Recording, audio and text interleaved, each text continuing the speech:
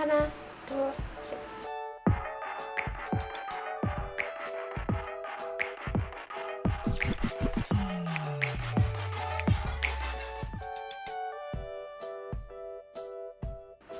Hai, selamat pagi, selamat siang, selamat sore, dan selamat malam buat kalian semua. Jadi kembali lagi sama aku Rizka. Dan di video kali ini aku sedikit sharing aja tentang daerah-daerah kosan yang dekat dengan Unpad. Dan video ini cocok banget buat kamu mahasiswa baru yang belum kenal dengan Jatinangor. Oke, kita lanjut ke daerah yang pertama. Daerah yang pertama namanya ada Gang Mawar.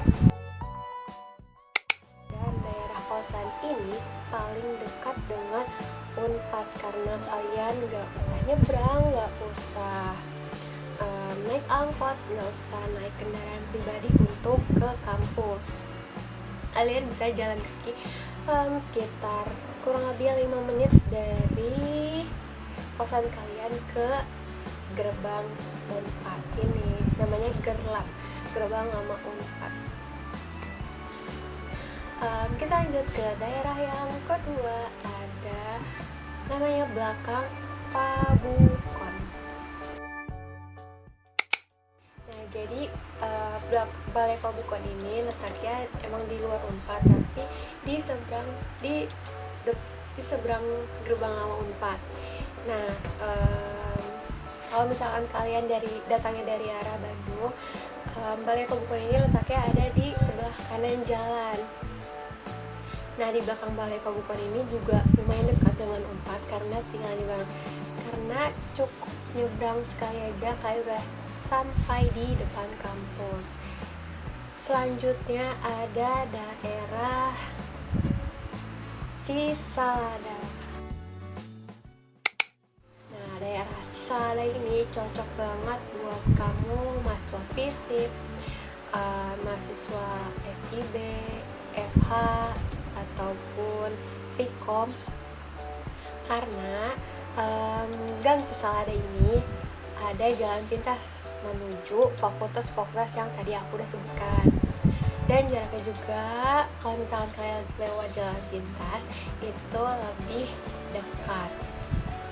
Dan untuk soal makanan juga nggak usah khawatir karena ada banyak penjual makanan. Dan Cisalada ini dekat banget sama salah satu tempat makan favorit yang ada di Jatinangor. Daerah yang keempat ada namanya Sukawening. Jadi di Sukawening ini letaknya di depan Gapura Cisalada. Jadi kalau misalkan kalian udah lihat Gapura Cisalada, nah depannya ada daerah Sukawening. Sebenarnya aku belum pernah ke sana sih, belum pernah ke daerah Sukawening, tapi menurut teman-teman aku lingkungannya lumayan nyaman, juga banyak juga variatif kos-kosannya. Lanjut yang kelima ada namanya daerah Hegarmana.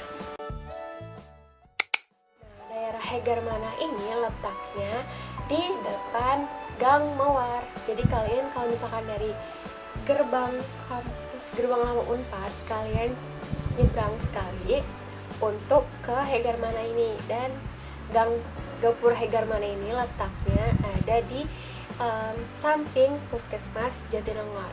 Nah, selanjutnya ada daerah Ciseke. Dan Ciseke ini dibagi jadi dua, ada Ciseke kecil dan Ciseke besar. Nah, kalau aku sendiri, aku manggil Ciseke kecil dulu. Aku nyebut Ciseke kecil ini Cikil, dan aku nyebut Ciseke besar dengan sebutan Cikbar.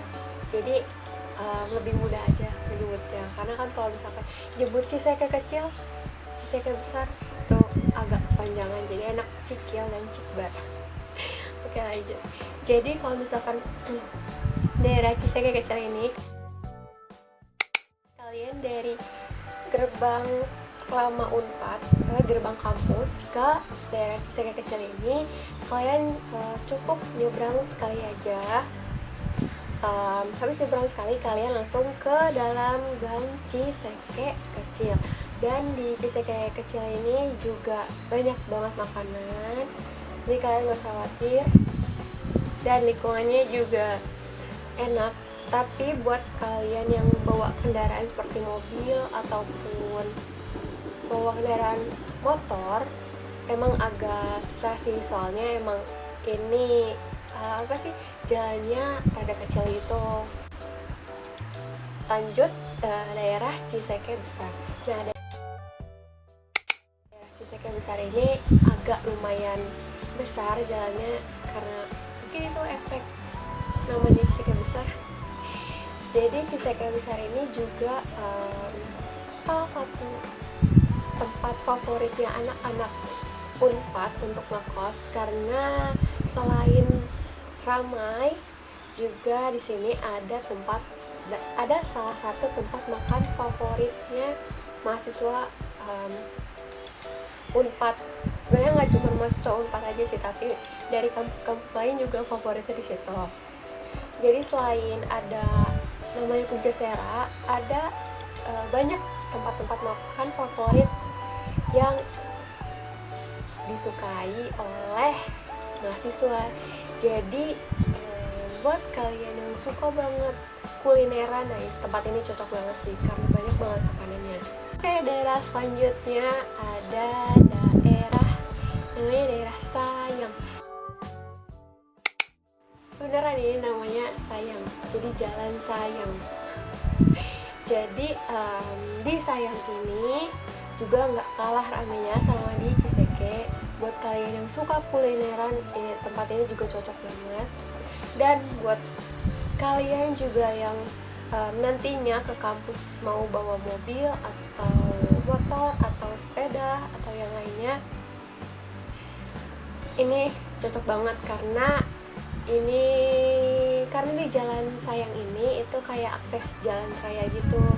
Jadi jalannya lumayan besar, tapi tetap aja kalau misalkan ke kayak menuju kos-kosannya lebih prefer buat jalan kaki sih, soalnya kalau misalkan bawa mobil emang khusus kosan yang bener-bener di deket jalan raya gitu.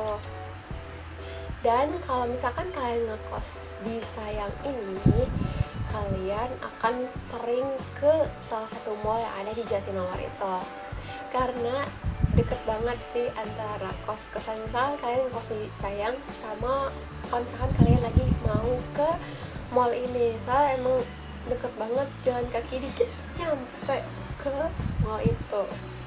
Nah, untuk harga kos-kosan di Jatinangor sendiri itu bervariasi. Jadi mulai dari harga yang murah sampai yang paling mahal juga ada. Ini tergantung kalian carinya yang gimana dan sesuai fasilitas yang kalian inginkan. Pokoknya kalau misalkan kalian cari kosan, kalian cari yang paling terbaik dan yang paling nyaman untuk kalian tempati, karena kos-kosan ini jadi rumah kalian selama kalian menjadi mahasiswa di Jatinangor. Oh iya, kalau misalkan kalian masih bingung untuk cari kos-kosan yang nyaman, yang enak, kalian bisa tanya-tanya ke kakak tingkat kalian atau kenalan kalian yang udah lama di Jatinangor, atau kalian bisa menggunakan platform pencarian kosan di Jatinangor, karena udah banyak banget platform buat kalian mencari kos-kosan yang paling nyaman untuk kalian. Sebenarnya masih banyak daerah-daerah kosan yang lainnya, cuman aku ngambil nama-nama tempat daerah yang tadi itu berdasarkan pengalaman aku, karena aku sudah mencoba menelusuri daerah-daerah kosan yang tadi, dan semoga bermanfaat untuk kalian lebih mengenal Jatinangor. Buat kalian mahasiswa baru, selamat datang di Jatinangor. Oke, see you. Semoga bermanfaat video ini.